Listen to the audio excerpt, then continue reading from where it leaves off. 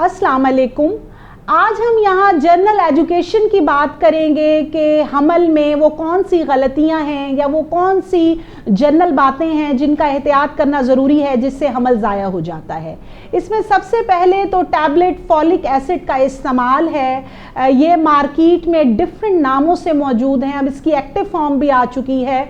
तो ये गोली पहले दिन से ही आप लेना शुरू करें, हामला ख़वातीन और ऐसी ख़वातीन जिनकी अब शादी हो रही है वो हमल ठहरने से पहले भी ये गोली 2 से 3 महीने पहले शुरू कर दें। तो इससे बच्चे में जो है एबनॉर्मेलिटीज़ नहीं पैदा होती और बच्चा ज़ाया नहीं होता। और फोलेट रिच डाइट भी अपनी खुराक में शामिल करें, ताज़ा फल और सब्जियों का इस्तेमाल करें। इसके अलावा जो है कुछ सिस्टेमिक डिजीज़ हैं जिसमें जो है वो दौरान हमल ज़ाया हो सकता है, जैसा कि diabetes mellitus, sugar, blood pressure का ज़्यादा होना और थायराइड की डिजीज़ हैं।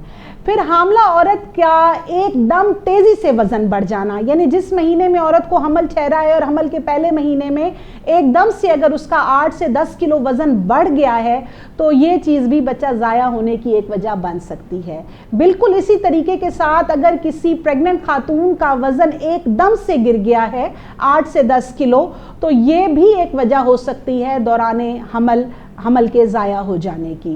तो ये फिर स्ट्रेस, अगर खातून वर्किंग लेडी है और उसको वर्क प्लेस पे कोई स्ट्रेस है या वो हाउस वाइफ है और घर में उसको कोई स्ट्रेस है तो स्ट्रेस और टेंशन जो है वो हमल ज़ाया होने की एक बहुत बड़ी वजह हो सकती है।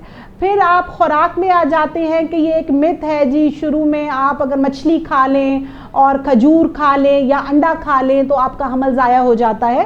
तो इसमें कोई सच्चाई नहीं है। आप अपनी गायनेकोलॉजिस्ट से कांटेक्ट करें अगर आपकी हर चीज़ ठीक है और डॉक्टर आपको डाइट में कुछ ख़ास चीज़ें खाने से मना नहीं करता, बल्कि वो आपको एडवाइस करती हैं कि आप जनरली हर चीज़ अपनी खुराक में शामिल करें, तो मछली, अंडा या खुश्क मेवाजात खाने से हमल ज़ाया नहीं होता। Thank you so much.